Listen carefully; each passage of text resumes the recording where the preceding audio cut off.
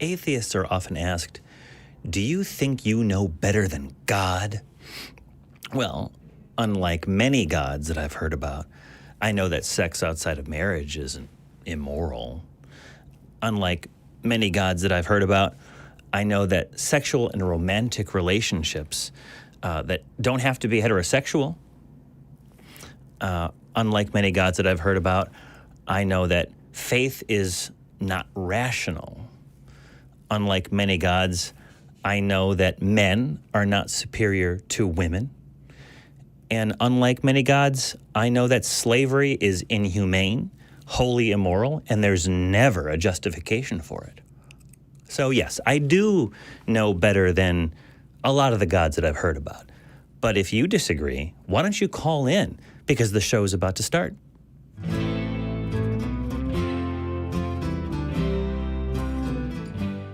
Welcome, everybody. Today is November 3rd, 2024. I am your host, Johnny P. Angel, and joining me today is Sidney Davis Jr. Hello. Hello. How's it going, Johnny? What's new? What's new? It's my dog's birthday. Happy birthday. What's your dog's name? Vinny. He's Vinny. Happy birthday, Vinny. 6, and it's not really his birthday. Well, it could be. I got a 1 in 365 chance that it's his birthday. So it's the day that I adopted him-ish and close to Leica's birthday, the dog. We talked about this earlier. There he is right now. There's me and Vinny P. Angel right there on the screen, sitting over here not too long ago. But yeah, he's 6 years old, and today is the day that Leica went up into space, and I thought that a way to commemorate the sacrifice that Leica didn't have much of a choice in, I would celebrate his birthday then. So he's at home just kind of hanging out right now. Well, that's great. And I feel like if Jesus gets to make up his birthday, then we can make up a birthday for your dog, too. Yeah, Jesus was totally lying about his birthday, too. Exactly. Well, chances that he was born on Christmas. Come on. Yeah, come on, Jesus. What are the chances? Yeah, you know what? If you're going to defend that birthday, call into the show, Jesus, and I want to see your birth certificate. So anyway, the Atheist Experience is a product of the Atheist Community of Austin, a 501c3 nonprofit organization dedicated to the promotion of atheism, critical thinking, secular humanism, and the separation of religion and government. Last week, as always, we had a question of the week. It's called the Share Your Experience segment, and we wanted to give you the results of the Share Your Experience question of the week. I selected these, all right? I've seen these. I did. Well, I'm going to judge him harder then, because... That's right. That's fair. Number 3, Sergius Maximus, which is a fine name. Jesus never married because he's too whiny. Hey. Yeah, that's right. Thank you for your service in the Legion there, Sergius Maximus. Number 2, Michael Cramey says, why didn't Jesus get married? Because no woman lives up to his dad's standards. Ouch. It's true. That hits close to home, gonna be honest. Close to home. It's a catch-22 on that one, too, because we know that God didn't think too kindly of same-sex marriages either. Well, I mean, imagine his mom's like, I was a virgin. What are you? That's right. What are you exactly? Yeah, not wearing white. Definitely not. Right to that wedding. And then number 1, T800 Phantasm 2. There's a lot going on there. The reason Jesus never got married, he knew a wife would get cross with him. I'm upset. Angry upvote for that one. All right. Well, then you can just chime in next day. You can vote if you didn't like those. I thought that one was pretty darn good. That was hilarious. Thank you for sending that in. We have a prompt this week. It's a new one. We're not letting up. There's going to be more next week and the week after that. And the prompt for this week is, if he hadn't rested, I actually came up with this one too. If he hadn't rested on the 7th day, what would God have made on the 7th day? Now, Sydney, I have an answer for that. Let's hear it. Women's rights, which is why he didn't get around to it. It's always something more important. Right. Like birds of the air. Right. Yeah, exactly. That's a down. I'm sorry, the dead silence between us is just cracking me up. It's a downer. This sounds like one of those talk radio shows. Just the silence is just beautiful. Something to think about. Something to think about so much.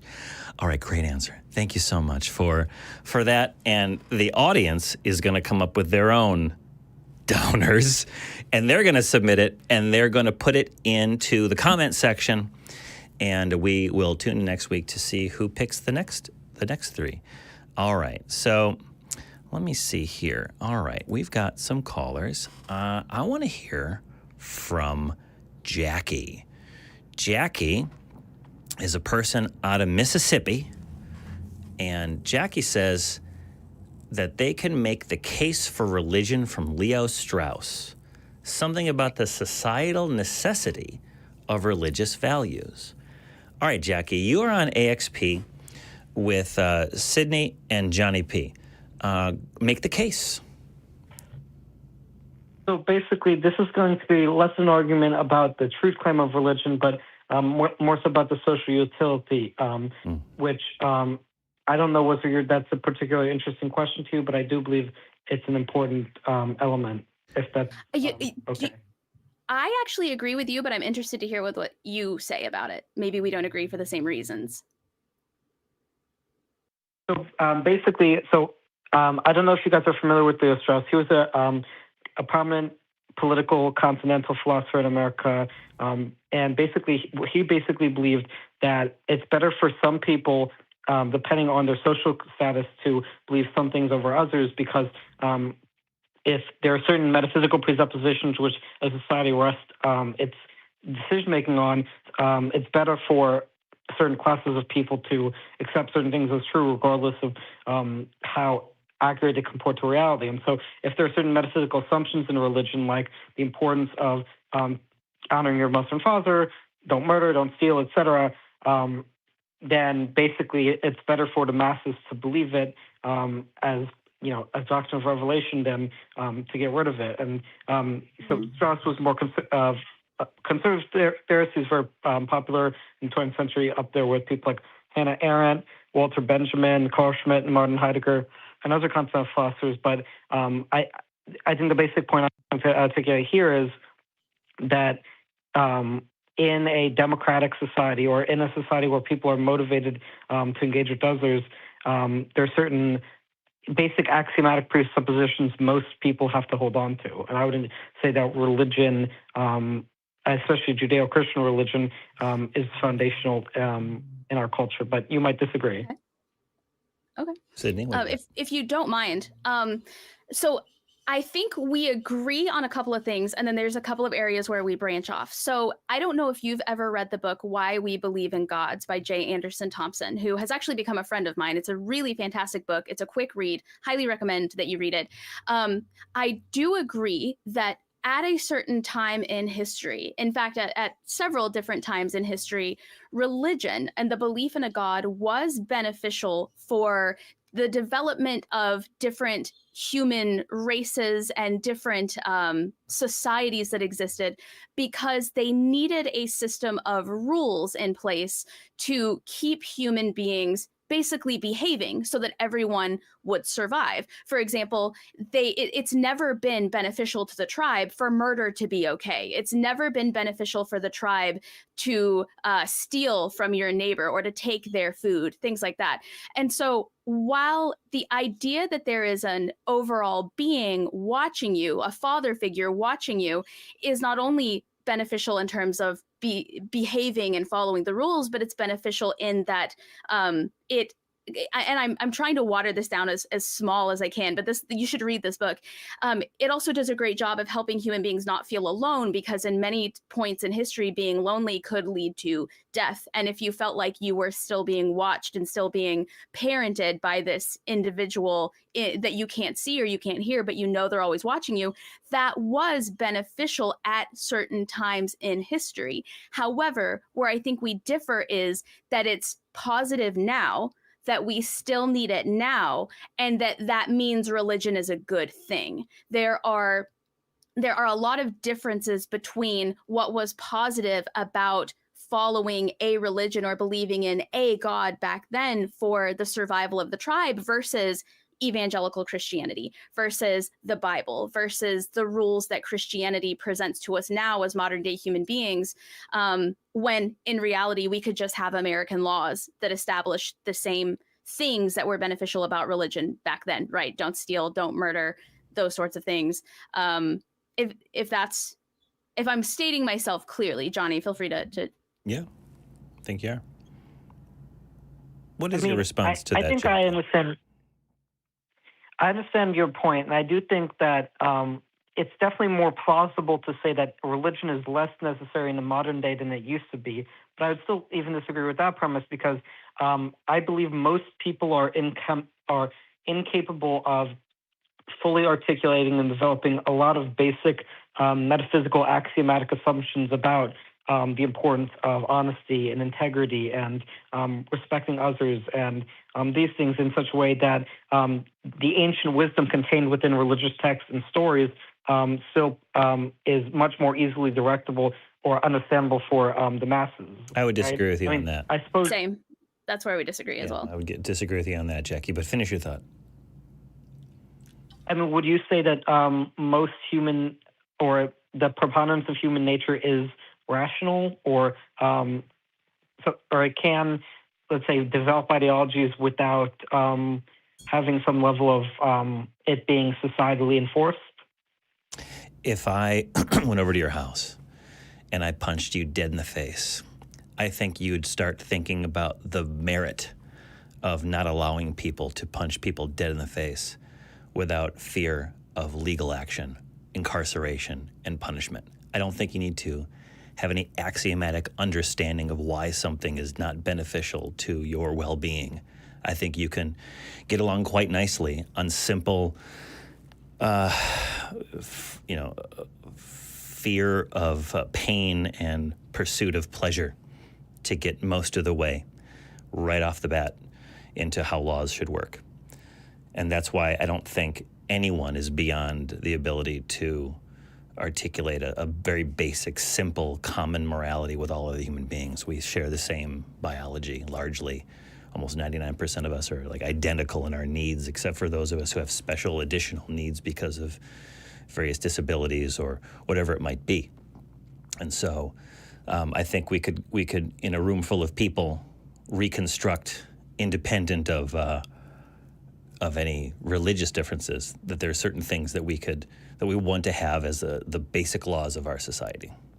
And that seems kind of simple, and I'm sure that there's multisyllabic words that I could use to restate all that. But the truth is, you don't want to be murdered. You want to continue to live your life. You want your loved ones, the ones that you've formed bonds with, to be able to do the same. You want to stop bad people from taking advantage of systems. You want to trade goods amongst people in your society on a fair basis without fear of getting robbed or cheated in some way. And so you would want to contribute to society where there are rules that establish, that foster fairness, safety, family connections and friend connections, bodily integrity. So that's, I don't even think it was necessary in ancient times and prehistorical times. I think we saw the need and we agreed. And when one person stepped out of line, we stopped that person. We to talk about being afraid of being isolated. We exiled those people who would not be mutual, who were unmutual in their conduct. And they were gone. They died on the tundra, is what happened to them. Well, and also, I think I should clarify, I wasn't saying that is the only way humans would have survived. It just helped. It was just a helpful tool. There is no evidence to suggest that they couldn't have survived without these gods. And I would like to point out, none of them were the Christian God. None of them were Jesus. None of them were following the Bible. These were, the sun god. These were female gods. These were ocean gods. These were all sorts of different gods. But at the same time, if somebody is moral only because the Bible tells them to. If the only reason you're not murdering or pillaging or sexually assaulting people or committing crimes, if the only reason you're not doing that is because the Bible says not to, I am concerned. I'm concerned, and I hope that that person stays religious and doesn't consider becoming an atheist, because to me, that actually speaks of immorality being like a stronger pull in that person's life and that person's thought process if the only reason they're not doing awful things, immoral things, is because they hope there's heaven at the other side for them. I'm much more concerned about that person than I am concerned about atheists like myself and other people on this channel, right? And it would make you wonder, if that is the case, if religion is the only place where you can get morality, why is it that all crimes are not committed by atheists, or all atheists are not committing crimes? You would think they would lose those morals once they lost that belief system, but that's not the only way that you become a moral person, and that's not the only way that you know the difference between right and wrong is by believing in God or following a religion. Jackie, what is thy response? Well, I think I would. So, just to clarify what you guys are saying, you would argue that the practical consequences of immorality hurting people would be enough of a deterrent to immoral behavior. And I think I would agree with this if I thought people understood what was in their self-interest. But I do believe there are a lot of people who think in short-term ways that they won't understand why behaving immorally will be long-term worse for them and their place in society. Okay. Okay. Perhaps in that case, you would just say they need to rationally consider it, and religion is not going to be any specific benefit that philosophy couldn't give. Okay, Jackie, I think I see where you're going with that. I don't think that when people behave, well, first of all, we're raised by our parents and caretakers of all kinds. We instill in children certain behavior. And I've got a friend who has said, well, I'll teach my son to be polite later. He doesn't need it now. And I'm like, yeah, good luck with that. Try it when he's 13. See if you can start instilling courtesy and consideration and helpfulness later, after he's already formed these bad habits. But yeah, it's their call, not mine. I think that to the extent that the mainstream child is educated to value certain communal goals, to respect one's elders if they deserve respect, and to not be cruel to animals, and to be helpful and thrifty and kind, and or whatever, all the other things that we value. That those people kind of go on an autopilot. They're trained to be that way, and they see the fruits of that behavior in the way that people treat them. They're eager to see the little kid who helps pick up the dishes. They receive kindness from grandma, grandpa when they volunteer, all that kind of stuff. And then as they get older, they continue that behavior, and they're able to maybe abstract upon that and see that it's better for society. But I think that, I'll try to be brief about this, I think that some people aren't raised like that. Right. And some people or they are raised that way, and either because of some psychological condition or because they want to game the system, they choose to try to have their cake and eat it too, and not follow the rules of polite society, and still want to receive the benefits of its protections. And sometimes they get away with it. That's why we have a system where most of the people are obeying most of the laws and rules most of the time. And those who aren't, sometimes they get away with it, and sometimes they don't. That's one reason why we have people in jail. There's other reasons, social justice issues and racism and economic issues that are outside of that discussion. But outside of racism and economic disparities, when people cheat, when people rape, when people murder, when people do all kinds of stuff, and we catch them, they go to jail.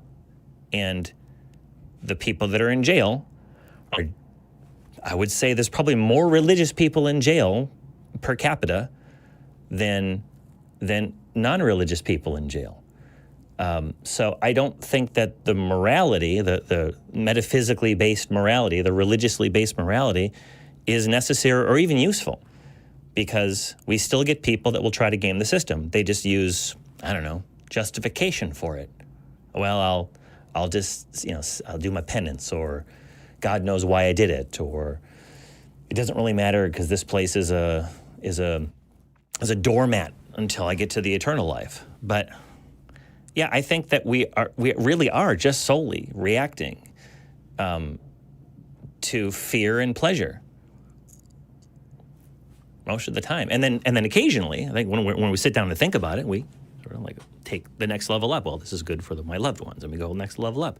A society that's functional is good for my loved ones and me, right? And then we start thinking the human race and general concepts of good and bad and kindness and all that stuff. I don't think you need to start from the top down. I think we're starting from the ground up.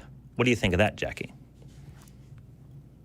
Yeah, I think I understand what you're saying. So I suppose what you're saying is that the social conditioning into moral behavior sort of exists on a lower level of abstraction conceptualization before either religion or philosophical ideas about right and wrong are introduced. And therefore, even if you didn't have a religious society, as long as parents were responsible in educating their children, they would be able to instill most moral behavior through responses and reward and punishment.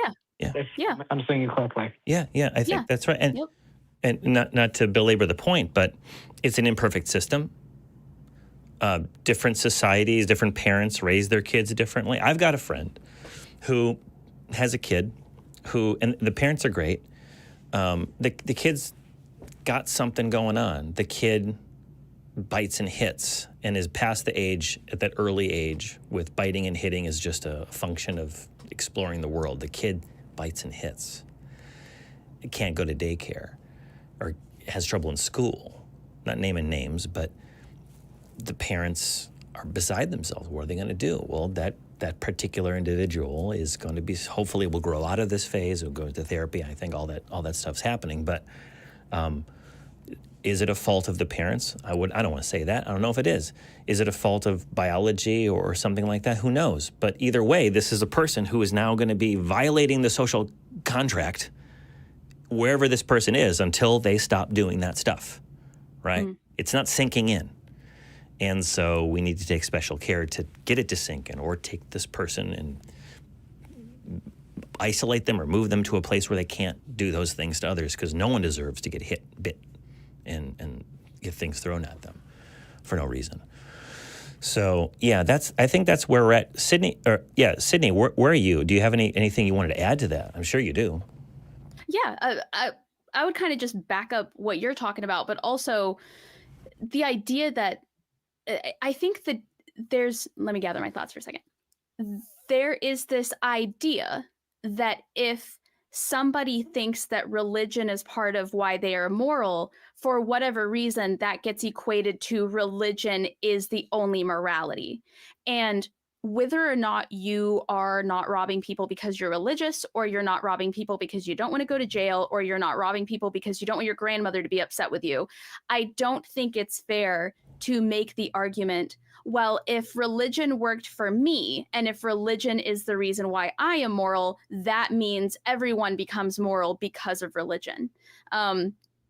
Just like I was talking about with the ancient people earlier, while religion helped in some areas, while it helped them kind of pretend that there was some kind of consequence you would face in the afterlife if you didn't behave yourself, maybe being spanked, or maybe having tougher parents, or maybe some kind of reward system when they were babies would have also had the same impact, right? And so I think that's where a lot of times the argument for morality gets muddled, is instead of saying maybe your religion impacted your morality positively, or maybe you would be that same person if rules were just established in your household. For whatever reason, people don't make that argument. It has to be either religion is the reason you're moral and there's no other way to be moral, or whatever. A lot of people don't believe there's anything outside of religion. I feel like I'm kind of cycling through the same answer over and over again, but I'm just saying, while we agree that there might have been times in the past where religion provided the same outcome as parenting or as laws or as what we know in America, to be the justice system, that doesn't mean that religion is where you get your morality and that's the way to become a moral person. And without religion, you're not a moral person. Jackie? Yeah, I think all of that makes sense. And I think we are kind of going in circles now. But I would also say, and maybe you would disagree with this, there are also other metaphysical assumptions which our society rests on with religious implications which are harder to defend on naturalism. For example, claims about the idea that the universe is intelligible. The entire scientific enterprise rests on the assumption that the universe is bound by causality and can be reasonably explored, whereas you could say if we operate under evolutionary naturalistic explanations, we would assume that our evolutionary psychology programs us to not understand the world as it actually is, or that the world actually isn't intelligible to us. So in your words, you can expand this beyond. In your words, tell me the point that you're making without using the words of, like, say, a philosopher or an author or a writer. In your words, what is the point that you're trying to make? Well, just what I would say, there are other axioms or other assumptions, rather, we make about the nature of reality and our relation to it beyond morality, including, scientific assumptions that if we just go by completely naturalistic understanding might go away. And I would include things like the claim that we can understand reality as it actually is, as an assumption which is historically associated with the religious doctrine that God made the world intelligible to the human mind. So I'm just going to say this. I believe science. I believe science, and I believe in natural reality. I have no evidence to suggest there is a metaphysical or alternate plane or heaven or hell. So until I personally see something with my own eyes or confront something that simply cannot be explained, one, I'm still going to assume that at some point science can explain it, and I'm going to give science the opportunity to explain it. But there will, in my personal opinion, there will never be a time where I have experienced something that can't be explained by real world reasons like science, or mental health, right? Maybe you're somebody who sees things. There's probably a mental health reason related to why it is you're seeing certain things. There might be a medication that can help you. I will always lean towards the idea that science can or will soon explain everything. I've never seen anything or experienced anything that I personally would call metaphysical. So any of this talk about metaphysical existence or being or ideas, it doesn't relate to me in any way, because I can't identify with any of that. Jackie, I have something to say, but I want to hear from you first. I think the thing I would respond is I don't know if you fully understood my point. My point wasn't whether or not science was reliable. My point was the assumption that science is reliable path of truth. It involves historically religious assumptions that God made the world intelligible to the human mind. But one could argue that if we're going solely by naturalistic understanding of consciousness being developed as a product of matter, or byproduct of matter, rather, then you could say, well, the evolution we evolved with brains which were not meant to grasp the world as it actually is, but only as it appears to us. And it could be that what we appear is a distortion of reality, or that space and time aren't intrinsic features of the universe. So causality is not intrinsic feature of the universe. These assumptions that the universe is intelligible to the human mind, I believe, are historically associated with religious assumptions, or the assumption, we're created in God's image, so God would create us with the faculty for perceiving the world. Okay, you're doing this and I think I understand what you're saying. You're doing this top-down thing again, and we have to remember that a scientific understanding of the world that we live in developed over time from, as we understand it, a state of humans having less knowledge as to how the universe works, how the world works, how fire works, elements are and all that such, developed from perhaps a pre-human position. Now, I'm sure that Forrest Valakai is turning in his grave. I hope he's not dead. As I say this, but and others, but you've seen chimpanzees take sticks and put them inside of logs to get ants out of them, right, Jackie? You've seen that. Yeah. Right. I may have seen that once or twice. Yeah. I've seen videos about it. It's pretty cool. And you've seen corvids like crows and ravens and all of our friends like grackles here in I think they're part of the corvid family. Our winged friends who have the ability to use objects to solve little problems that they make for themselves. I don't know, but they can use sticks. They can weave nests. They can use things in the world to solve problems. You know this, right? You've seen this, right? Yeah, I was doing some of this. Yeah, right. So, what is my understanding is that before humans had this wonderful gift of speech that we've developed over time, from pre-literate, from the time we developed language, writing, and all that stuff, we had spoken language, and we were able to communicate. But there was seemingly a time before we had the ability to speak, or when we spoke, we only had very simple words. And my understanding is that we didn't always have this ability to manipulate objects in a way to solve our problems as deftly as we do now. Although try to get me to invent this simple machines from scratch, and you're going to be waiting a long time, probably longer than I have left in my life. I'm standing on the shoulders of many ancestors who slowly made advancements. My thought on this is that it's not this concept that early humans thought, the universe is intelligible because God has made it so. No, we were just working in the field, trying to solve very simple problems when at those earlier stages of evolutionary development, we were living hand to mouth. We had to solve these problems or we would die of starvation, of exposure to the weather, where we would be vulnerable to attack from other humans or other kinds of hominids or other animals. And so the necessity to survive was the necessity to overcome these obstacles was the mother of invention. And therefore, we just sort of hit the ground running. And then as our language picked up, as our writing picked up, as our philosophy picked up, as perhaps as you would put it, our metaphysical beliefs and our expounding upon the whys, things are the way they are developed. And we started thinking about first causes, and the gods became one God, one overarching God, and all the religious stuff happened. We were already doing the stuff without any axiomatic understanding of why these things exist. We were just doing it. And then now, after many, many thousands of years had taken place where humans were essentially using a primitive form of science,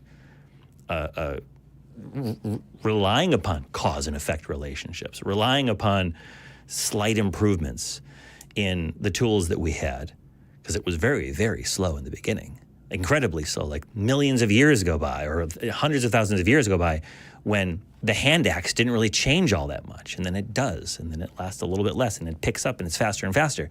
Now we're going back, and we're looking at all this development and saying, well, we must have arrived at this. We presuppose that all these things exist. I don't think we need to do that. I think that's a post hoc rationalization, and I don't think it's necessary. I think it's necessary if you want to be able to keep on thinking about it in terms of high philosophy, but I think on the ground, in the trenches of existence, human beings just did it. And those who did survived to produce offspring. And those who didn't, their cultures who didn't, they died off. Maybe that's overly simplistic. I'm sure I will get a few hate messages in there somewhere. Well, I think I would agree with you that the idea that the benefit of a scientific method may have preceded religious assumptions about the nature of mind, whatever. But what I'm saying is, let's say I grant that our mind is, or our consciousness rather, is a product of evolution, solely a product of evolution by naturalistic mechanism.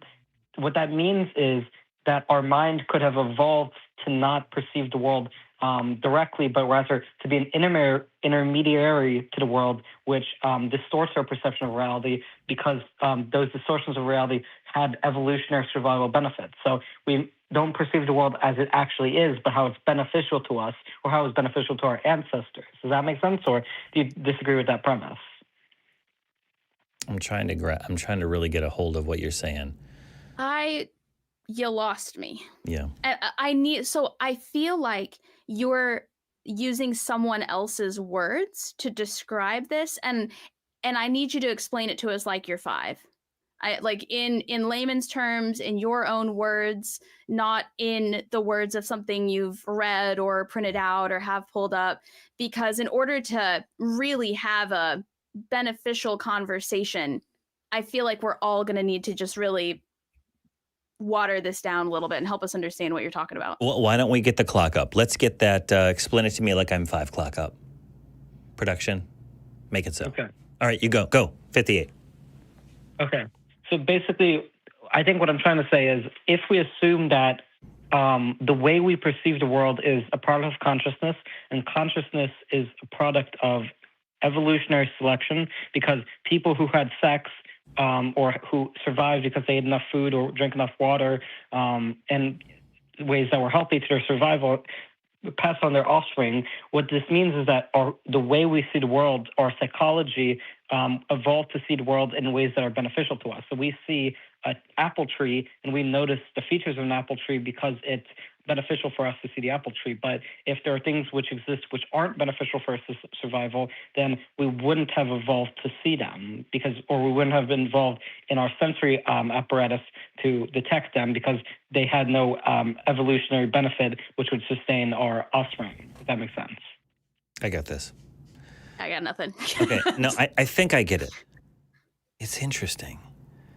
It's interesting what you're saying, because I think it's both over-inclusive and under-inclusive at the same time.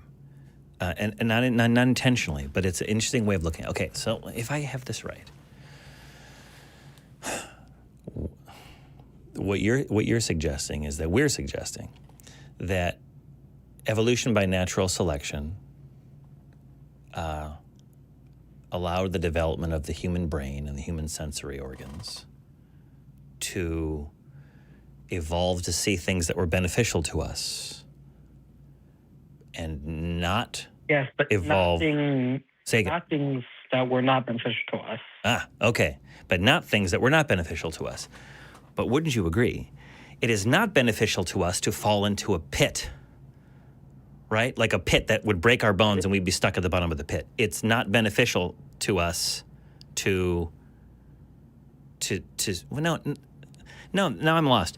Like we see we evolved to see the things that both would be beneficial to us and not beneficial to us, because we would have to be able to avoid the things that were not beneficial to us, or we would have to evolve to know to not put too much energy into the things that were not beneficial to us. Like, for example, there are some plants that you can eat them. It won't kill you if you don't eat them, but it won't help you at all if you eat them, because you don't have the enzymes and amino acids, to digest them. So you could spend all day, let's just, I don't know, eucalyptus. I think it might even be poisonous to us. But let's just say there's a plant. I don't know what it is.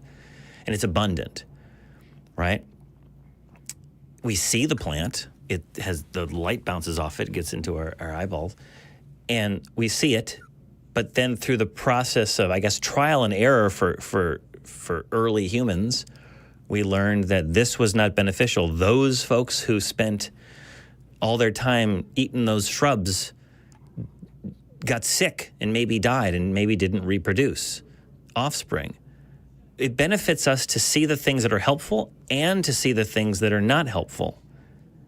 Don't you think? Yeah. So maybe Yeah, maybe a way to phrase my original point would be we evolved to see things that are relevant to our survival, but we did not evolve according to strict naturalistic evolutionary theory. We did not necessarily have an evolutionary reason to evolve things that were indifferent to our survival or that did not affect our survival. So we look at things which are beneficial to us and things which are harmful to us, and we can perceive them through evolutionary means because they were relevant to our survival. But it could have been that things that are indifferent to us or things that don't really affect day-to-day existence are not. We can't. The human mind or our sensory organs can't grasp them because they are completely indifferent to our survival, and therefore there is no evolutionary reason to evolve the trait of being able to perceive them.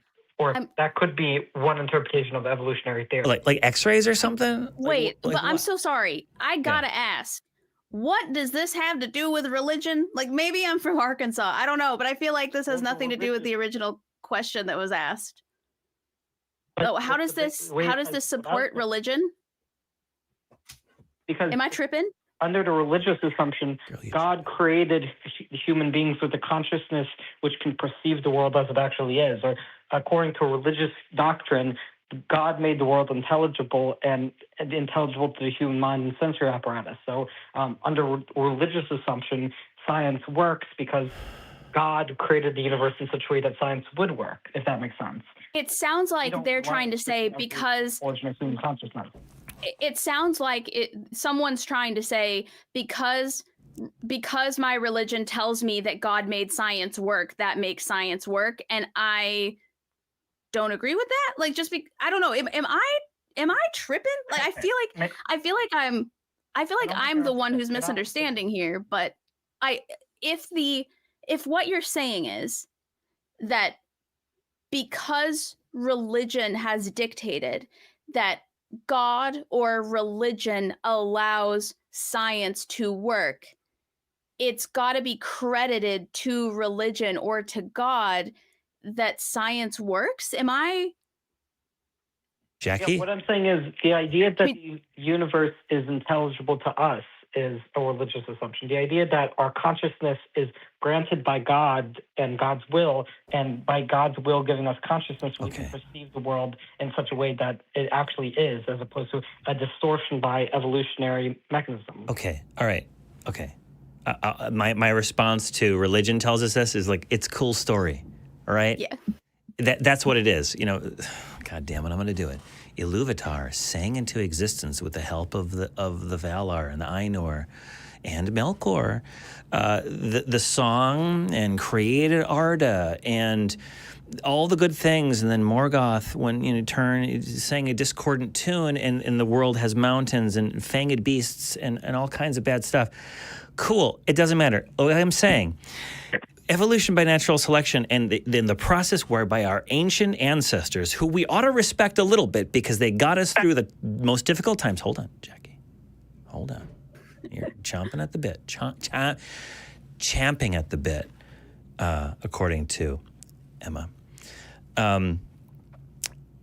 They had to do the hard work, and they had to put in the sacrifices and eating the poison berries, right, of figuring out that they trial and errored this shit, okay? And they died, and they laid their lives out on the line. And yeah, maybe we don't have a perfect understanding of the universe as it is because we are limited in our sensory perceptions to how the world is, the thing in itself, the universe as it is. We don't get it. We get it filtered through the senses, which are not as good in sight as a hawk, and not as good as hearing as a dog, and not as good as smell as a bear, or also a dog, or whatever. But we get it, and it works good enough. And that's something that I took away a long time ago, is that evolution gets us to the good enough, right? It's not the most efficient. It's not the most effective. It works well enough for beings to adapt to their surroundings within a certain margin of error. And once the change is too radical and the organism can't adapt, it doesn't get a chance to pass along the genes necessary to make those adaptations, and the species dies off. I don't see the need for a just so story as justification or as a better explanation for why our very animal-like ancestors with a developed Broca's area, which developed over time, that developed language, needed it in order to survive.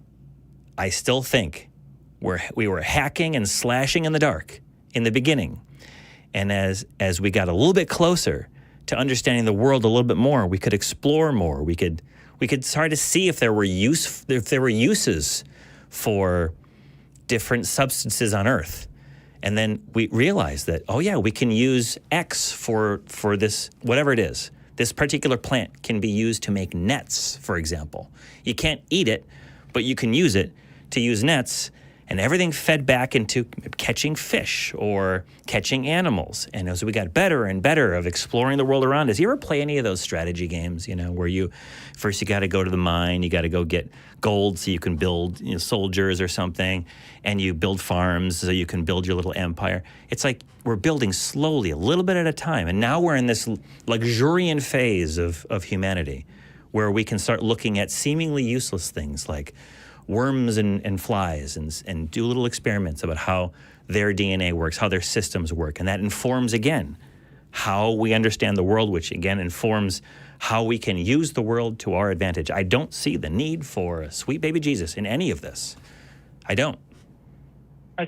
So basically what you're saying is, even though because of the evolutionary naturalistic development of the human brain, human consciousness, and perceptual system, we might not get a complete understanding of the world as it actually is, or we can't take in all the information of things we perceive because of the limitations of perception, but we have enough perception that it will reasonably allow us to have social stability, survival, allow the scientific method to survive, not with absolute certainty, but with enough certainty that religion's not necessary to keep the scientific enterprise going.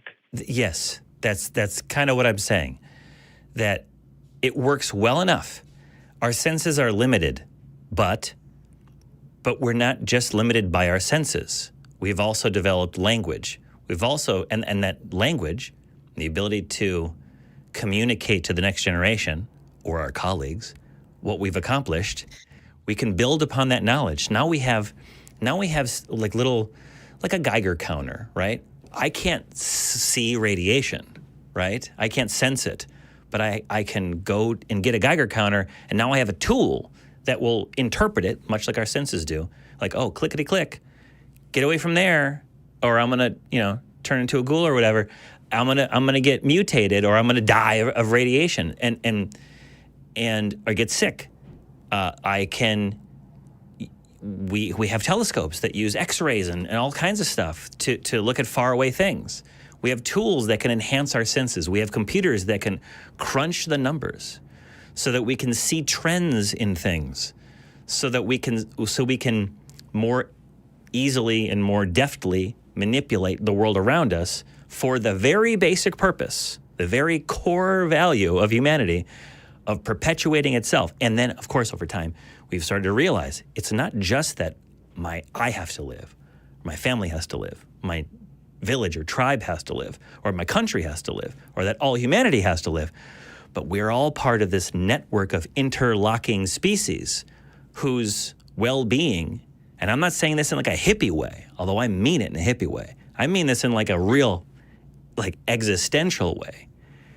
The food web and the way that all life on Earth is interconnected. You take away certain species and suddenly, oh no, now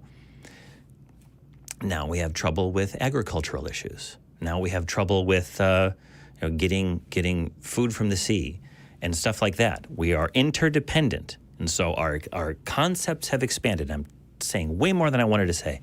Yeah, I think that's where I'm at. What do you think about that, Jackie? Yeah, I mean, I suppose what you're making sense. Yeah, I think it's what you're saying is you don't need the assumption that God created our consciousness because our consciousness is good enough for practical purposes. Even though I haven't fully considered this argument, okay. I'll look more into the objections to it in my own time. But Yeah. it was good speaking to you guys. Yeah, great talking to you too. you. Thank you for your patience. And it was a Yeah. really good conversation. Sydney, you Yeah. want to say anything before? Yeah, no, I did not mean to sound rude if I did earlier. I was just keeping up. So thanks for calling, Jackie. It was Yeah. good talking to you. Thanks a lot, Jackie. All right. Well, yeah, you take care. All right. Well, you know what? I'm going to tell you something. Let me tell you something.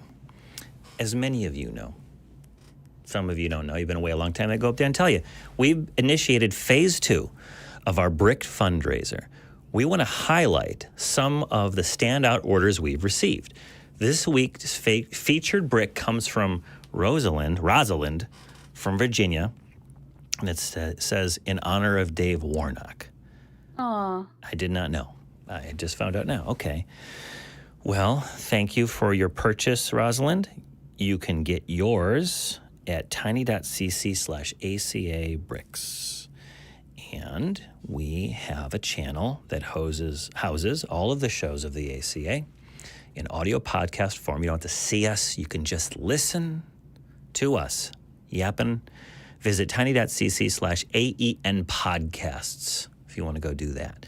And you can listen to all the latest shows from the Atheist Experience, Talk Heathen, Truth Wanted, the flagship show of the ACA, the nonprofits, and any other ones we've ever done, all on one channel. You can send us a super chat, and we'll read as many as we can. And in fact, well, I'm not going to put it up. We'll put it up later. Okay, we're going to read some super chats, but not right now. also, Dave is alive. Dave has not passed. Well, that just threw me for a loop. I had to look it up just then because I couldn't believe this is how I was found. And Dave is okay. He's alive. He is not passed on. Production, don't do this. Don't do this to us. All right. ACA wants you to know what's going on in our community. Stuff like that. And for that, we've got an updated website. Head to www.atheist-community.org, where you can learn about the organization itself, its policies, and how you can get involved. Emphasis on how you can get involved. And of course, we want to send a big thank you to the crew who put the show together every week. That includes video operators, audio operators, note takers, call screeners, chat moderators, and a whole bunch more of folks who do different things. So thank you so much for all that you do, so that we can actually have a show, because this is just surface level stuff. All the real stuff's happening over there. All right, so I want to take a look at. Gosh, we got a lot of people responding to Jackie. I don't know something about this one. I'm going to take Not But a Fan is a lady from Iowa, a secular Buddhist. And I'm sorry, I just put 2 people on. Hold on. I'm going to return to queue. Not But a Fan is a guy out of Oregon who says, can you provide an argument against the idea that a false flag tribulation is being staged in order to fool Christians into complacency? Is it New World Order reset chaos? Golly. All right, really quick. We have to be very careful about this one because we're not going to talk about the election. But we can talk about, because of the 501c3 status of the ACA. And Not But a Fan, you appreciate that, correct? Yeah, I won't bring up the... Yeah, I know you're not. All right, cool. We're so in sync right now that we're finishing each other's sentences, all right? All right. Can I provide an argument? Well, ever since I was a kid, I think I can. Ever since I was a kid, I've noticed that these... I love the Charlies, the charlatan preachers who are healing people, who are speaking these magic words to get people to give them money so that they don't have to get like a real effing job, so they can con people out of their hard-earned cash and in some cases their time and their very identities. And so they're always talking about how these are the end times, and they point to various things in the news. They point to astronomical events, and they rely upon the sometimes goldfish-like qualities of the human memory to con people on just enough to get the coins in their pockets. And so I don't think a false flag operation is necessary for that. I think that there is enough dirt bags with their hands out to shake people up so that they'll keep on dropping money into that basket. That's what I think. What do you think? Yeah. What do you think, Sydney? So I don't think it's new. Yeah. I do think it is a tactic used. For example, on the corner down the street from my house, there's a man, I've lived here for 4 years, and there's a man who stood out there every single day with a sign that says the end is near, and then all this literature on the back that I'm sure he reads if you stop by. And you know, I just realized I haven't seen that guy in like a month. I hope he didn't get raptured. Maybe he did. Maybe that's why I'm still here. But he's done that for 4 years. And so while I would not be surprised at all that many of the people perpetuating this rapture narrative don't actually believe it, I have this whole theory that most of the megachurch pastors and those type people aren't actually Christians. They're just business people, but that's a whole other episode. Yeah. I do think a lot of people actually do believe the rapture, and I do think a lot of people truly believe the rapture is coming in their lifetime, but that's not new. That's been around as long as the rapture has been a threat to their existence and has been part of the theological version of religion that they believe. So I kind of think a little bit of both. One, wouldn't surprise me at all if some charlatan, some businessman masking as a religious leader was using that as a way to get money or certain perks from people. But at the same time, it's not new. It's not a new idea. I think as long as the rapture has been a part of the narrative, it's been used against people. Yeah. What do you think, Not But a Fan?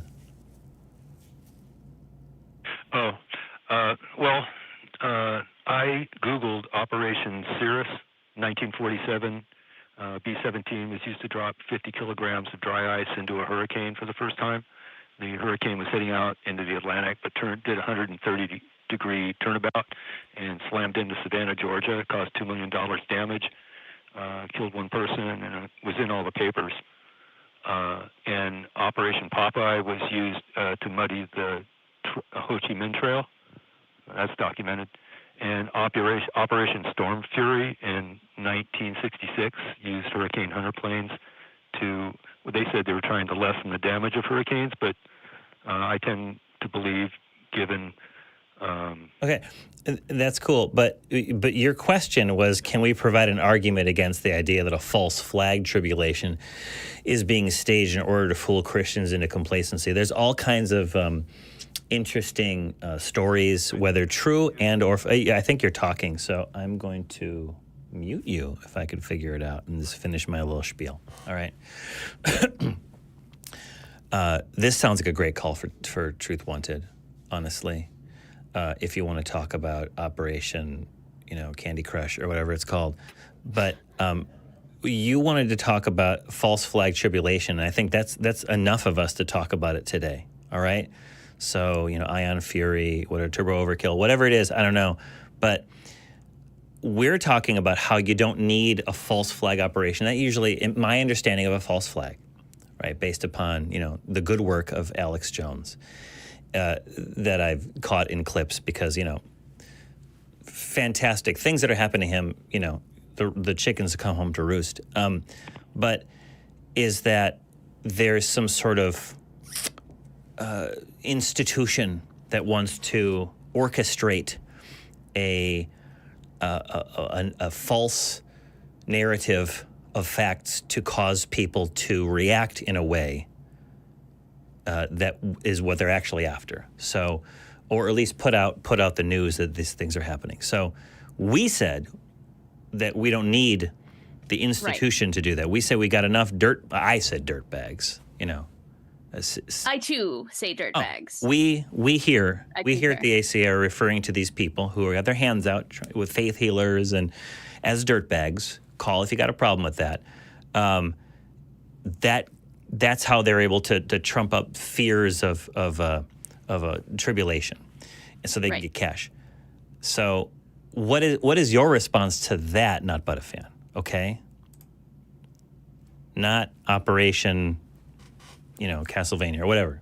Go ahead.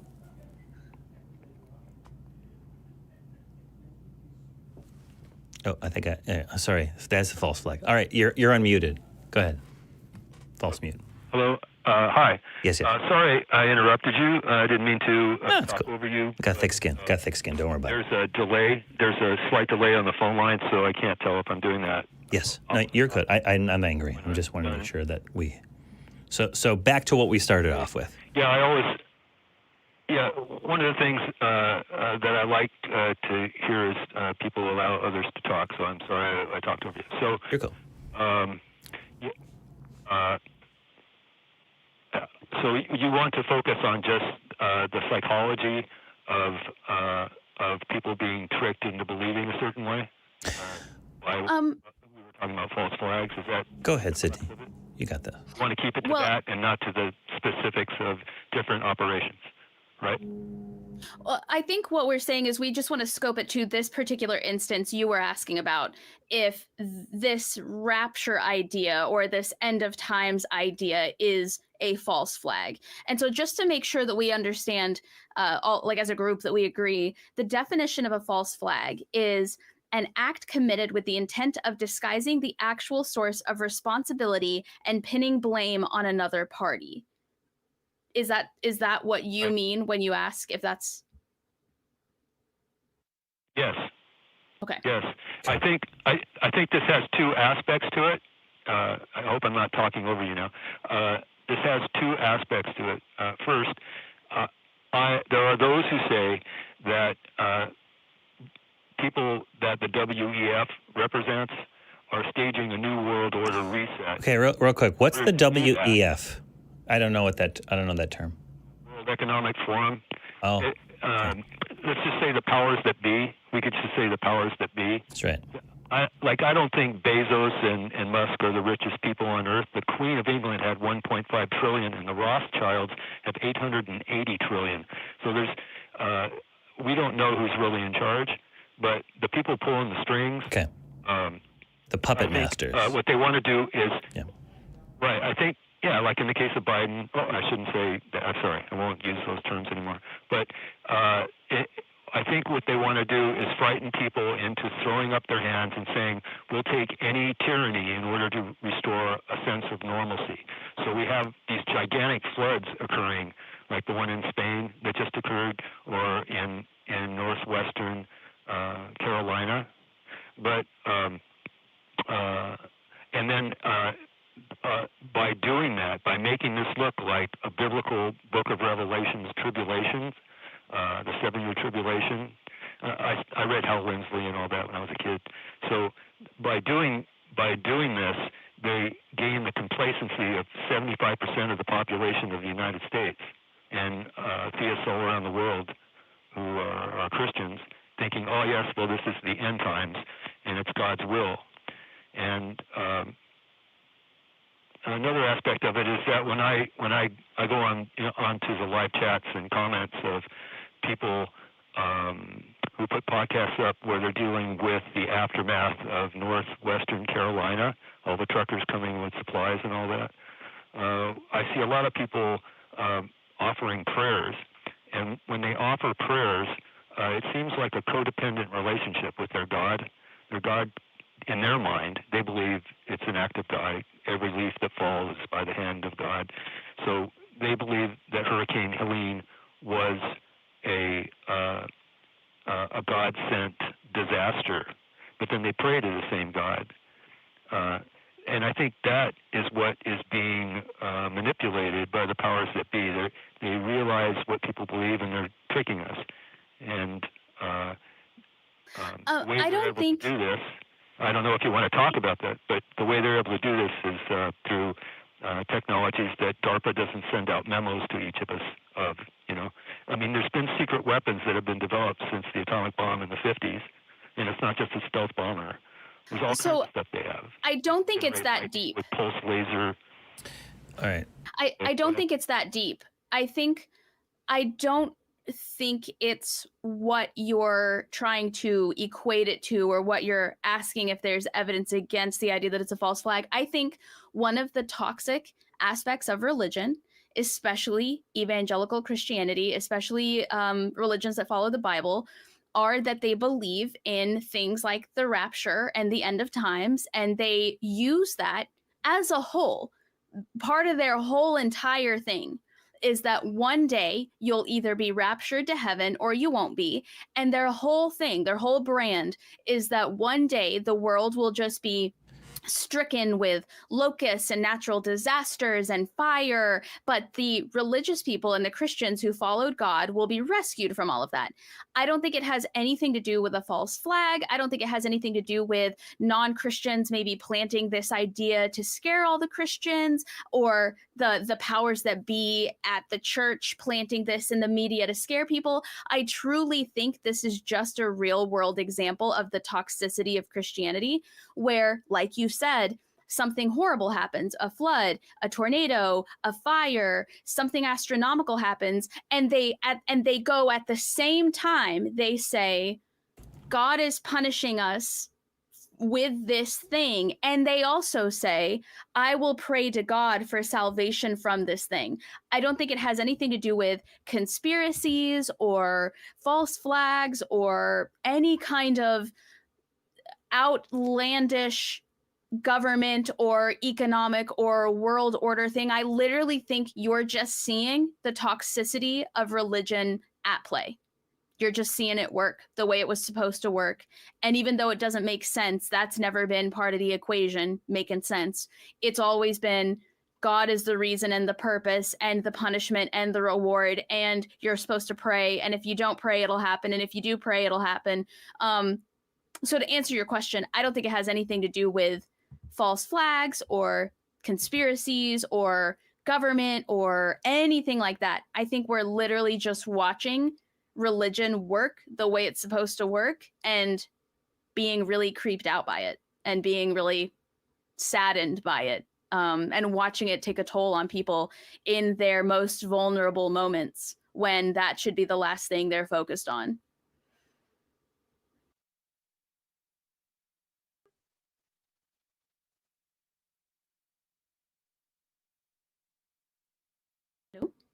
And I realized I might be talking too close to the phone. My voice sounded like an amplifier that was clipping. It might sound better now. Thank you for taking the time to discuss this, and have a good show. All right, thanks a lot. Take care. Take care. Care. I've never felt the need, I guess, when I'm at my most angsty, it does feel that there's a room filled with cigar-smoking plutocrats. I guess now it would be like a super secret Zoom room or something like that. Some new technology. Like long panels against the wall where they're just in shadow, right? And they have their agents who are, Your Excellencies, we have this thing happening. We're going to do it. I don't think you need that. I think you can get by quite nicely with just simple human greed and I would say pathetic, but I would say shameless desire to use news sources as justification for why. It always comes down to money. It always comes down to money and political power. It seems. Now I don't think that's just a hole in the human heart or brain or something. That's people always trying to game the system, like we talked about earlier. Right. Yeah. I don't know. The people who are trying to make decisions against my life tend to openly talk about it on TikTok and YouTube and Instagram and Facebook and on television. So there's no conspiracy to it. They'll tell you. They'll sign their name. They'll be like, "Yeah, I did it. Yeah. Yep, that's how I feel." Yeah, I'm shameless. Watch me. Yep. All right. Well, we've got I want to talk to, let's talk to D. D is a person out of Iowa, a secular Buddhist. I tapped you on the shoulder before, D, and I sent you back to the queue, and I apologize for that. You want to talk about Jackie's evolution argument, how it directly disproves God. Can you explain, please? Yes, sir. Thanks for taking my call. Hello again. Hello. Yeah. So I'm not sure exactly. So my basic understanding of Jackie's argument is that we evolved to perceive things that were beneficial to us, and those things that were not beneficial to us, we evolved out of being able to perceive. Does that kind of sound right? I know he's not here to defend himself, if you think I'm misrepresenting him, let me know. I think we were struggling to try to understand that part. Yeah, I think we all were wondering. Yeah. Well, if that's if my understanding is correct, then by definition, God is not useful, Right. and therefore we have no need to perceive him. But D, the Bible says that we walk by faith and not by, what is it, sight? The Bible says that it's useful. Faith is something that we tell ourselves. Faith is a term that we've developed to tell ourselves it's okay to walk blindly. Okay. Yeah. I think there's a lot of people And the who Bible, need to be told by their rule book that they are doing the correct thing. I think there's a lot of people who look at things like the Bible and they need it to say the Bible is correct so that they can say, see, the Bible says it's correct, and feel good in being told what to think and how to act, as opposed to being worried about thinking about it critically. I've heard a lot of people say, I'd rather find out at the end that it was all unnecessary than find out I should have done it. But to me, that sounds like a wasted life. There's value. well, a week or two. Oh, go ahead. Sorry, D. Speak. Oh, I was just going to say, a week or two, I was speaking with somebody and we were discussing evil. And I said that if you can blame a demon, then you don't have to take responsibility for it. And I would expand that to say, if you can point to a spiritual rule book, then you don't have to take responsibility. Right. Yeah. And I think that probably if you have the word monoculture is right, but if you have a monolithic, homogenous, there we go. If we had a homogenous culture, a homogenous morality, then a rule book can be very beneficial, I suppose. If there's, well, because everyone agrees what the rules are and no one violates it, and everyone knows where their place is and how to stay in line. They can know what to expect. They can know where the boundaries are. They never have to question it. But that's just when I was a child. What is that quote? Sydney, maybe you got this one. When I was a child, I saw as a child, I spake as a child. But when seeing through a glass darkly, but when I became a man, I put away childish things. Thank you. Something or other, just like that. And I think that the common era, the before the common era, and the times of the foundation of religions, and even in the times of the formation of Islam and other religions as well. But in these ancient times, we were as children trying to hack out of what seemed to be chaos, although it wasn't chaos, a bunch of rules that if we could just follow these damn rules, everything's going to be great. Right. And then time goes by, we see the rules don't work. And I think that it works maybe the most of the time in most instances, but we just sort of turn a blind eye to those times when it doesn't work. It doesn't work for certain people. It doesn't work for certain circumstances. And there's a point, I think, where we're in right now where we're like, no, it doesn't work for me. No, it doesn't work for you. No, it doesn't work. And we're at that, maybe we're at a tipping point. Well, shoot, there are how many religions, how many folk religions existed for a long time? There had to have been some religions that didn't die by the sword.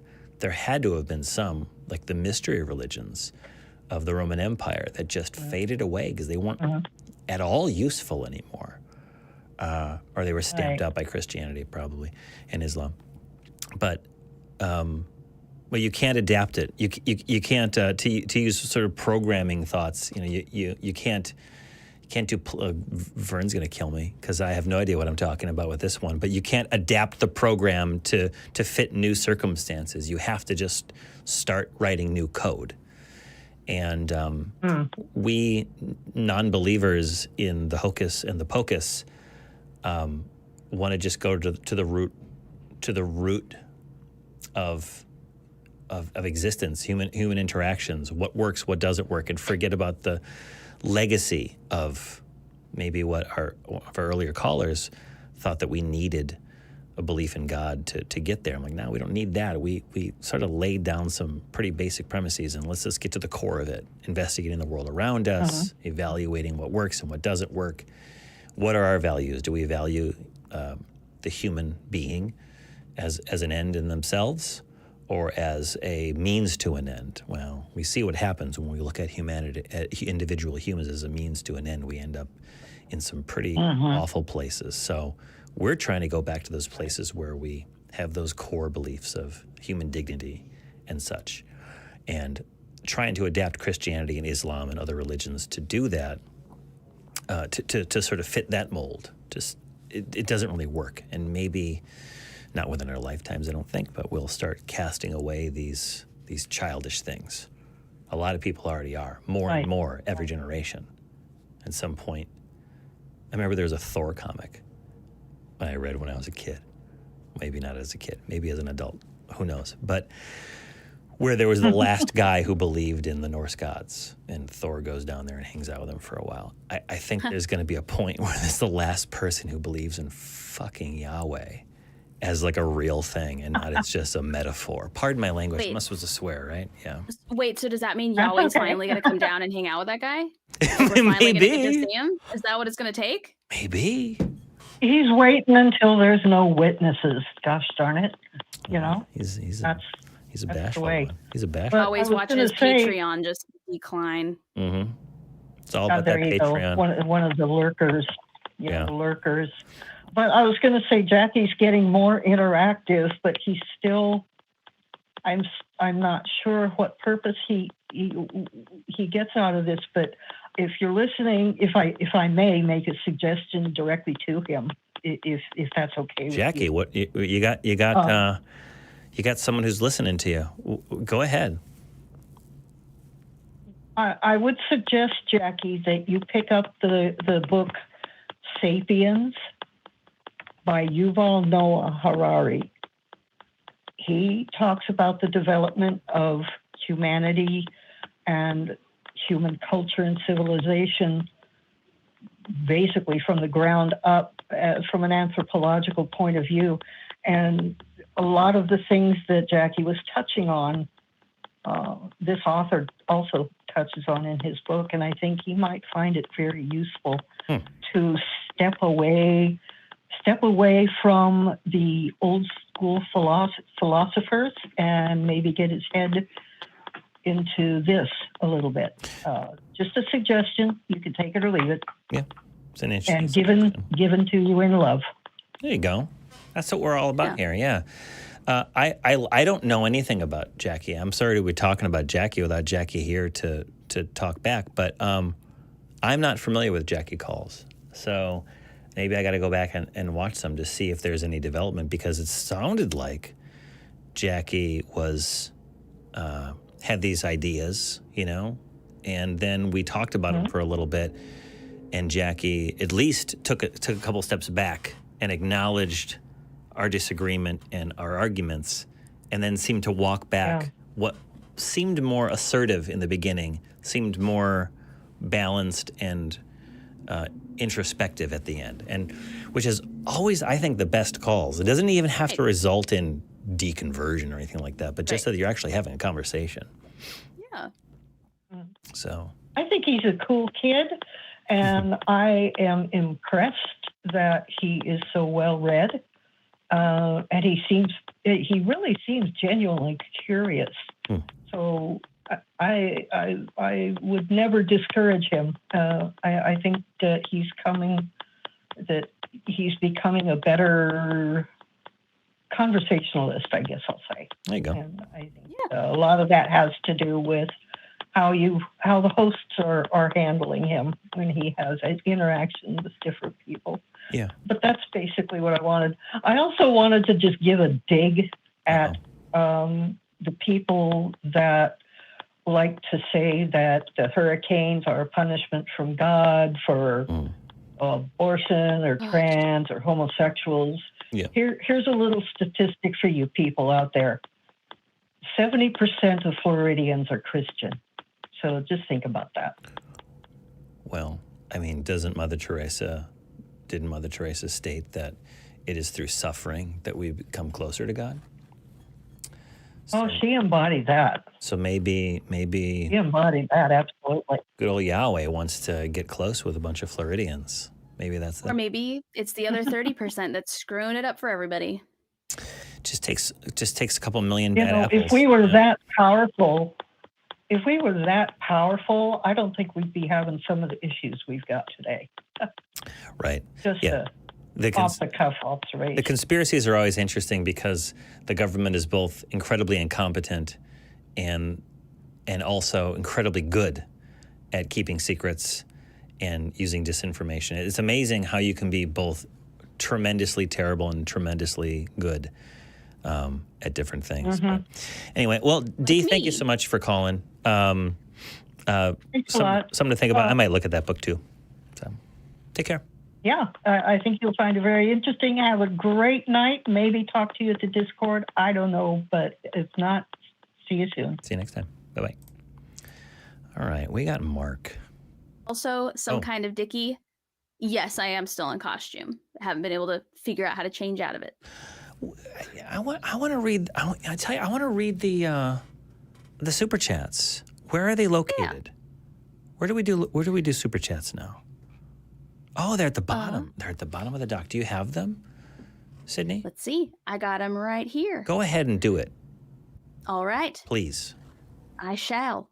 So, super chat. Now, in the other show, I like to do super chats in a way that the other host decides. So, do you have like a style or a character or an accent or an embodiment of some sort that you would like me to read these super chats in? This is the what coming back at you in the style of old-fashioned honky-tonk songs, like old 1960s Hank Williams.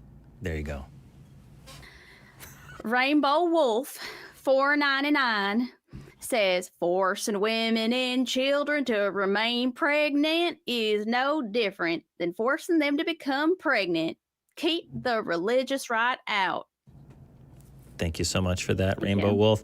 For the second one, I'm going to suggest that we do it in the style of the over-the-top theatricality of a medieval morality play.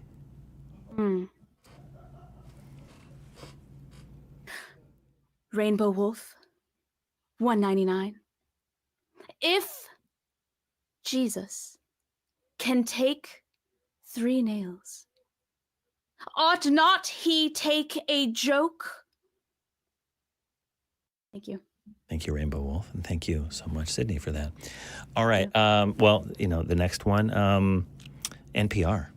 NPR for the next one, please. Xmillion 499. Jesus's Oreopus Christ. Johnny P, you want he should marry his mom? He's already say his own dad. Johnny P. I don't want that. I don't. Interesting. Yes. Yeah. Yes. All right. The next one, I'm thinking you should do it in the style of a private detective who gets into a cab and says, "Follow that car," and it's a sassy cab driver, not the private detective. Sassy cab driver. $1,199,000. That's Jesus Oedipus Christ. Spell check. Mac. All right. For the next one, let's just do the fear. Fear is the emotion. Go. Okay. Some kind of dicky. $5. Okay. Calm down. $5. Why? Oh God, I'm gonna puke. Sorry. Okay. Why is Sidney Dracula Jr. still in costume? Sorry. And last, in the style of an anime protagonist who is having way too many emotions, both excitement, screaming, crying. You know what I'm talking about. Go. In an anime protagonist? Anime protagonist that's like overcome with emotion. Okay, so the only anime protagonist I know that's overcome with emotion is Super Saiyan. Is that okay? You know how sometimes have you seen Neon Genesis Evangelion? So I am a woman on the internet, so I avoid men who are fans of anime. Okay, all right. So, you're not supposed to say no, but to this little game that we're playing. All right, do it in the style of a person who has to go to the bathroom, and then as you get to the end of it, it's too late. Okay. Miranda Rensberger, member, 6 months, $5. I thought it was...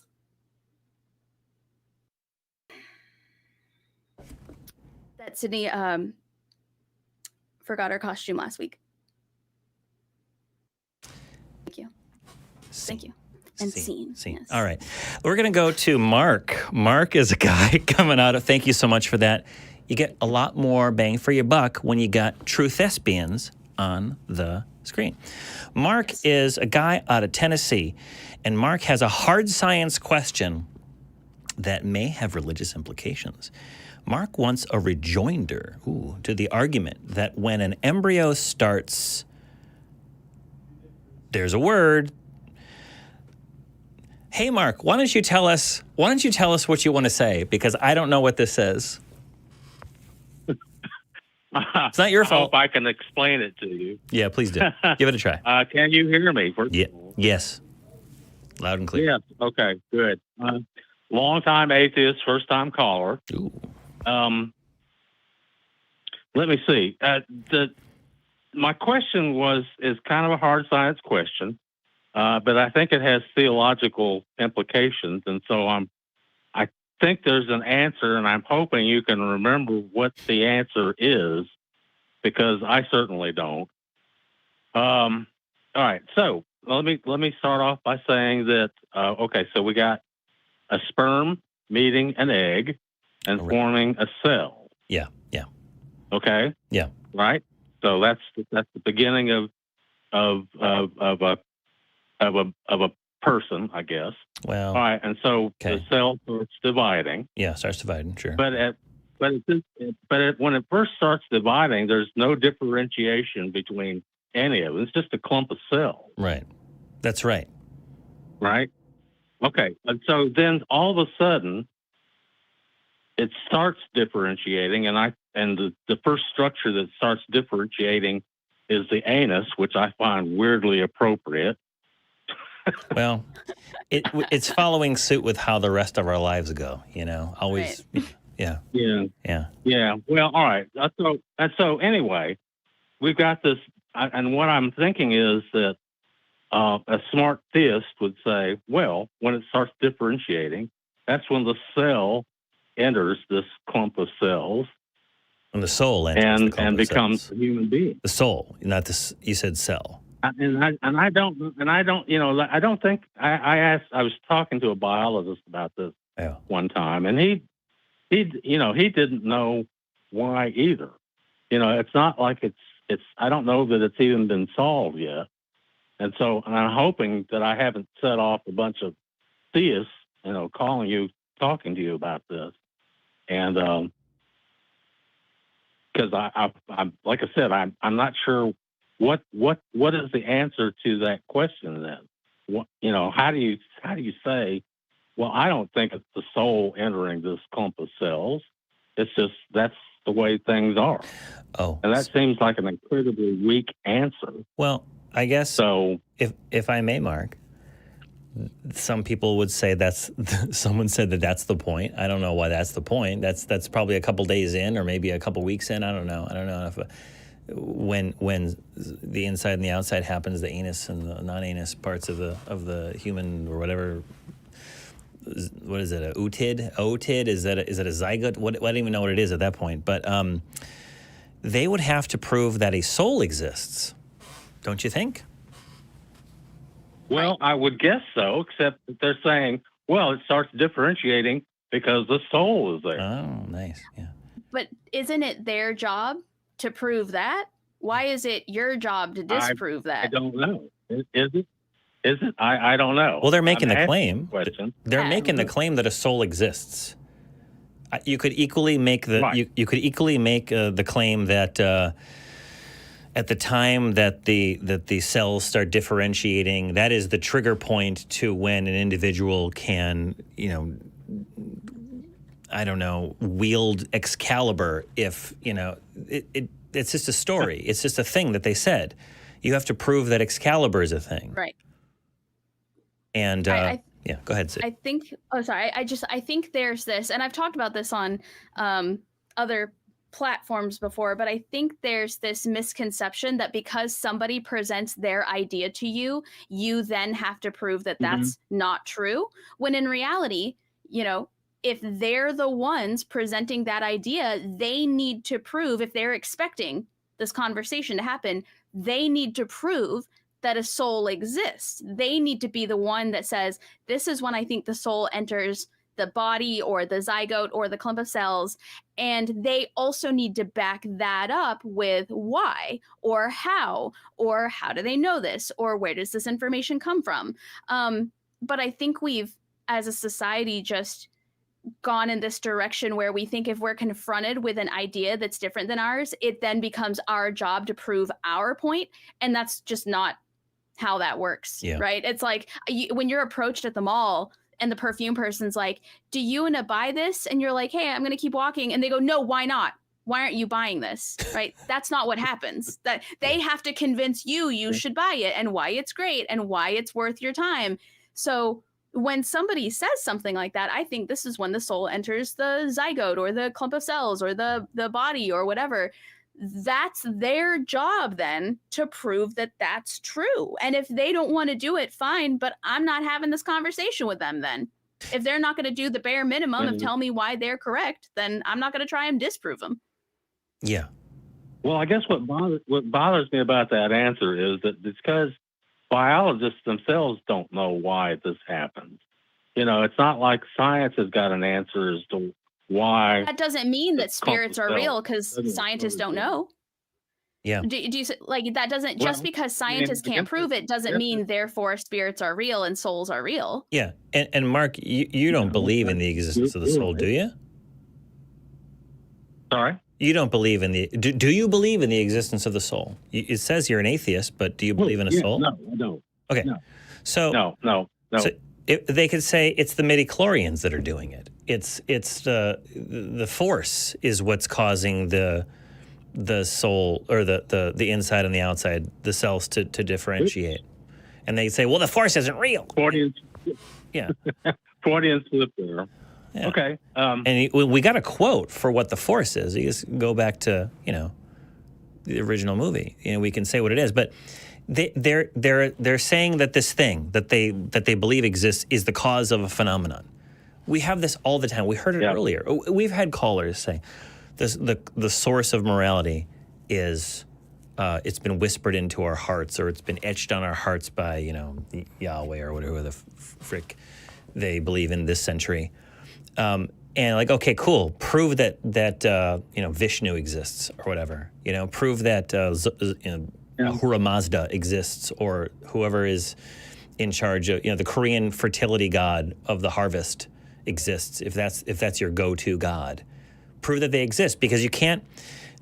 To quote many others on this show, you can't you can't answer a thing by appealing to another unknown thing.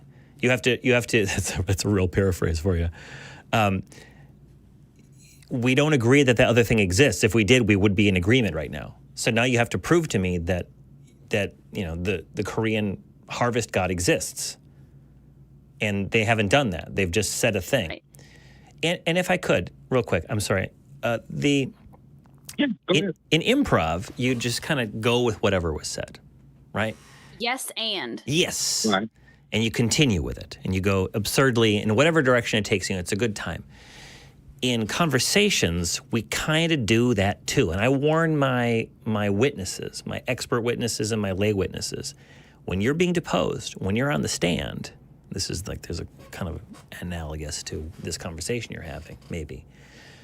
The natural tendency to accept as many presumptions as you possibly can to keep the conversation going will work against you. Because when you start disagreeing, when you start pushing back, that's when you risk that conflict. You risk being unmutual, being uncooperative. And so the person who asserts these highfalutin, weird concepts of make-believe or totally real things, who knows, they're either intentionally or unintentionally relying upon the natural human tendency to keep the ball rolling in conversation to make their point. Mm-hmm. And sometimes I think we get some of these callers. You've probably seen the show. I know you have. You've seen the callers that come in. The wheels are already, they're revving it up. I don't know if you're a car guy, Mark, but you ever done a brake stand when you were a teenager? I love fast cars. I actually like motorcycles also. So yes, but go ahead. Me too. I love motorcycles as well. But you've done a brake stand at some point in your life, right? What kind did you have? What's that? Never mind. I said, what kind did you have? Well, I have a 1976 Honda CB550, but when I was young, I did a bunch of brake stands. And those of you out in the audience who don't know what a brake stand is, it's not important. But you hold on the brakes and you floor it. And if you got a rear-wheel drive car, you got the back wheels smoking. I know it's not responsible. I know it's just stupid because it's going to wear your tires out, and it's against the law probably. But we get these callers who jump in here, and they're talking like they're in debate class, and they're trying to get as many words out before we stop them because they have all these points, and they use as many big words as they possibly can. And they're like, hold on, wait. This ain't debate class, okay? Ben Shapiro. This is a conversation that we're having, and there's no judges out there that are going to score you with how many multisyllabic words you use. Slow down. Everything you're saying needs to be open to inquiry and cross-examination and stuff like that. And so don't let them get away with it. You can approach these people in a friendly way and say, well, can you prove that the soul exists? Because I'm not sure that I can. You don't even have to say you don't believe it. You can say, I'm not sure that I can. I'm not sure I understand what you even mean by the soul. And also, how does the soul, if it even did exist, how does that cause the cells to differentiate? Like with telekinesis? Well, I don't know. That's the answer I would have to give. Hell if I know. There's all these questions. We had people, remember one of my first times on one of these shows, that was a dude talking about chrysocolla, a little gemstone, not a gemstone, like a mineral that gave him +2 charisma. It's one of I think it was my first time on the Nonprofits, actually. And so we started talking about reincarnation and stuff like that. Well, how does that work? How does that work? No one has an answer, but they just assume it does. I was talking to a friend of mine sometime recently, asking me, what sign is this person I was talking about? And I was like, I don't know. How, but let's say I did know. How would that work? All this magic shit. How does it work? No one ever has an answer for it. They don't want to answer that question. They just want to keep rolling along without you asking those difficult questions. And if you do, Well, now you're the difficult one, right? They're the one slapping you in the face with some magic shit. But if you ask a question about it, now you're the one who's the jerk, right? So. Yeah. Yeah. And I would like to point out also that even Sydney, go ahead. even in a debate class, a real debate class, or on a real debate team, that wouldn't fly either. They're bad debaters. They're really bad debaters. But yeah, I just wanted to restate one more time that just because somebody says, I think that this is the soul, doesn't mean that by saying you don't know any better answer for that, that's not conceding that it's the soul. Or I think this is God's work. What do you think, atheist? And you're like, I don't have evidence to support anything about this. That doesn't mean, oh, that means it's God. But they're honing in on, or they're banking on the idea that either somebody will get so flustered they'll speak incorrectly, or they'll take the bait, or they'll be working so hard to defend themselves they won't realize it's not even their job to defend that point. Or they're banking on the fact that you'll go, oh, okay, these are the two options, when in reality they say it's the soul, you say I don't know. There's no proven point there. Nobody wins, or nobody leaves there the correct one, because it could be the flying spaghetti monster, it could be the weather, it could be literally anything, it could be Legos, it could be literally anything. But until we have evidence to support what it actually is, neither side is correct, just because that person decided that if you can't answer that question, they're right. Yeah. Hey, Mark, there's another real stupid one I hear sometimes, and actually some friends of mine who might be watching who are actually either married already. I think they're married already. Yeah. They deserve each other. All right. Anyway, that somebody was saying, thank you very much for your time. I don't know. I mean, right. Thank you very much. I guess. But it just I'm guessing that if I utter that phrase, most theists are going to laugh in my face, and they could not be. Well, of course, I guess it's not up to me to convince them, but they could. But real quick, just to build on this, it won't hurt you. Just to build on this, Mark, just to finish the point I wanted to make, is kind of where this interlocutor is going. Either the soul, that's when the soul enters the cells, or it's not. There are two choices. It's this explanation, or it's this other non-explanation. So it's a 50-50 chance that that's not how it works. That's like saying either you're going to win the lottery or you're not going to win the lottery. Two choices. That means I have a 50-50 chance of winning the lottery. That means I should buy a ticket. That's not how it works. That's not how anything works in the world. So, don't fall into the trap of having to come up with an answer. They've been giving it a lot of thought. That's another thing about some religious folks and other people too. They're jonesing to ask a question. They've been thinking about it. They've been stewing on this particular thing. And then they come up to you, and then they find a way to work it into a conversation, and then they hit you with it, right? Well, maybe you should have a chance to stew about it for a couple of months or years like they have before you have to come up with an answer. And so don't be afraid to say, interesting question. I'll get back to you on it. Okay.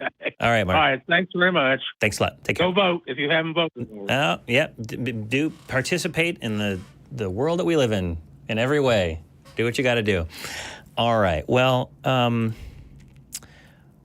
prompt for this week is, if he hadn't rested, what would God have made on the seventh day?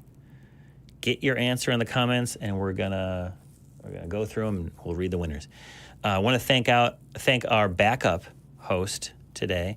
Let's get Kelly up there. How you doing, Kelly? Any thought, a favorite moment that you had on the show? I don't know about a favorite moment. I had some really fun moments listening to Jackie. I wish he would really learn. He had asked earlier for a book recommendation, and I recommended a book on how to think for yourself and form your own opinions instead of using everybody else's. So I hope he takes my advice and goes and reads that book. But I also had a lot of fun with Not But a Fan because as everybody knows, I'm a host on Truth Wanted, and I love me a good conspiracy. So, Yeah. Has Not But a Fan called you on Truth Wanted? he has not, but I was just been talking to him in the chat, and I have given him the invitation, and I am so keeping my fingers crossed that he does. And I want to point out, I am wearing my Atheist Technicolor dream coat. There you go. There you go. Well, thanks for standing by and for engaging in the chat and being here in case one of us cuts out. And you're right. That's where those conversations should be happening. It's fun to have them here, but Yeah, the Truth Wanted. Thanks for letting me be here. The Truth Wanted people are primed and ready to have those conspiracy conversations. They're itching, and it's nothing their doctors can do anything about. Sydney, first time on AXP, probably not the last because you did such a good job. Thanks. So there. Thank you. I guess I got to come back. Yeah, we'll make you. Well, any last thoughts? Any takeaways that you had today?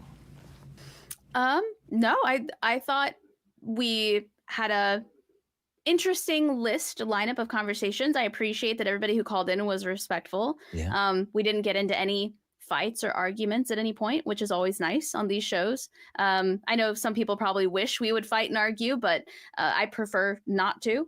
And I don't know. I thought there was a lot to learn from this episode, whether it's how to engage in these conversations in a more organized and relaxed way, how to have these conversations with people that don't necessarily agree with you, but you can still engage with them in a thoughtful manner, how to not be embarrassed to say, I don't know what you're talking about. You got to spell that out for me. Yeah. Our last caller, he mentioned, then they'll laugh at you. It's like, let them laugh. Yeah. Let them laugh. So what? Let them laugh, and it's easier said than done. But honestly, ever since I started letting people just laugh when they think I'm the idiot, so what? Big deal. I still go home the same person. They still go home the same person. It harms me no more than mean internet comments. So if you're worried they'll laugh, let them laugh. And once you've done that a couple times, you'll realize it can't hurt you. It doesn't make you an idiot. It doesn't brand you a dunce to ask for clarification and understanding and to admit, like, hey, I don't have an answer for you. But that doesn't mean that I agree that you're correct. We were talking about that before the show, the little nasty grams that people leave in the comments. It doesn't work. If you're trying to hurt our feelings, we're like wrestling heels. Your boos energize us, make us stronger. I look at them as marks of doing a good job. When people are hating me, I must be doing something right. Yeah. I'll tell you what I do. I show my friends, and I have friends, and then I'll say, it's so embarrassing. They actually wrote this. So keep that in mind when you're going to write your hate comment about this or something else that was said. I know that there are people out there. They got kinks. It's not my kink. You like to be ashamed on the internet. It's totally cool. It's fine. Do it safely. Do it consensually. And if it gets you over the top, if you know what I'm saying, I'm embarrassed for you too. All right. Well, thank you so much for being on the show. I'll see you all next time. Have a great week and try to do some good out there. Take care. Bye-bye.